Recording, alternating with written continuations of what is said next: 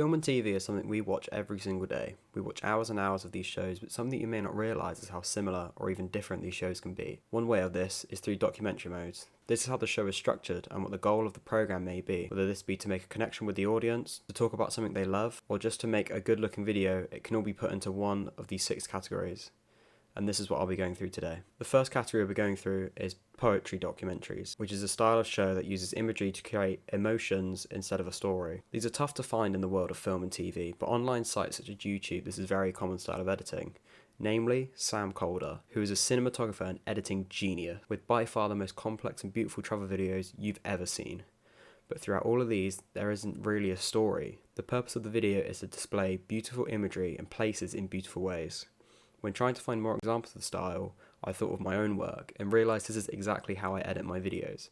Namely, New Horizons and The Best Life have this exact same structure of trying to show the best footage possible without a story or theme throughout. The purpose of the video is to show the footage that would create emotions and not a story to create those emotions. The next mode is expository documentaries, which are used to make a point or argument for the audience and will include a narrator with corresponding footage showing the subject at hand.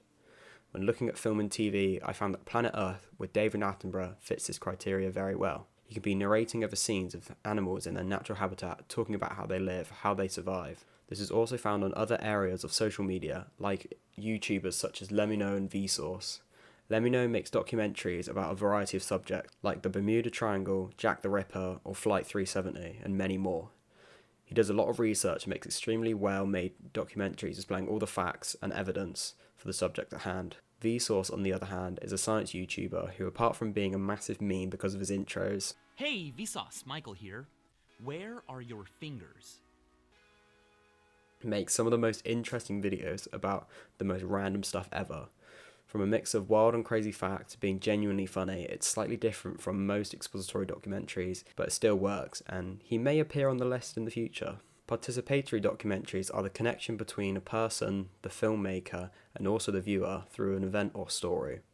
This is common in TV, whether this be a show looking back on an artist or era, with guests talking about the subject, or one of the best examples of this being F1 Drive to Survive on Netflix. This is all about F1 and the behind the scenes of the races that the viewers don't usually get to see, or the drama, deals, events that we fans don't see are all now documented. Each episode can be structured around a race, or a team, or even a single person.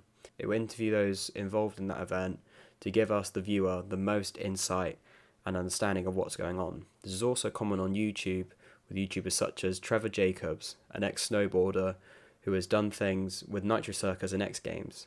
Now he does online videos where he tells stories about his life. It's usually set up with Jacob sat talking in front of a camera, with video sometimes playing over the top to help with the story and give people context of what he's talking about. This style of video fits perfectly with participatory documentary style. Observational documentaries are quite common on TV. Shows like 24 Hours in A&E and First Dates are perfect examples. Observational documentaries are shows or videos where the camera is filming their life uninterrupted and observing them. They set up the camera in certain positions throughout the area where they can film and monitor the events and show what really happens. There's no acting or setup for the camera, which can make the whole show feel a lot more genuine and real. I found it difficult to find an example of this elsewhere, but when researching expository documentaries in Vsauce, I remembered his YouTube Red show called Minefield, where he looked on psychology problems like the trolley problem and applied them to the real world, the real people, without knowing. This is a great way to experiment to see how the human mind works in those situations, and although being observational, it had a different spin compared to most on TV. Reflexive documentaries just focus on the connection with the audience without making one with the filmmaker. I found this to be quite vague and I found it hard to find it on TV, but this kind of documentary is how YouTube really works.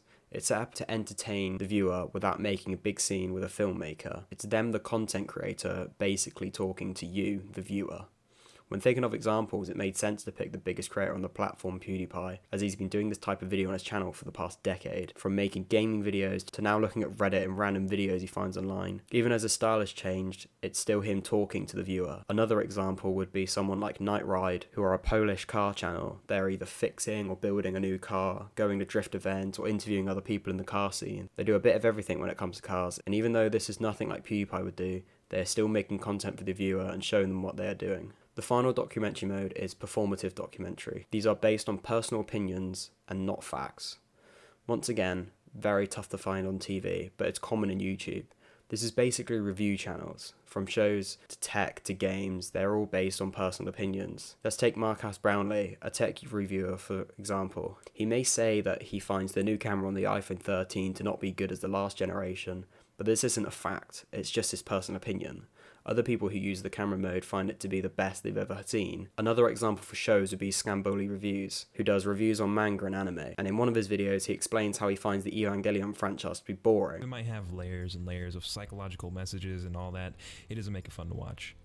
Whereas someone like Giguk, another anime YouTuber, says, "This is a series that will probably stick with me for the rest of my life." Once again, this fits the criteria for a performative documentary, as all the advice he gives isn't objective fact, but it's personal opinions, not just about covers all of the documentary modes. Thank you very much for listening.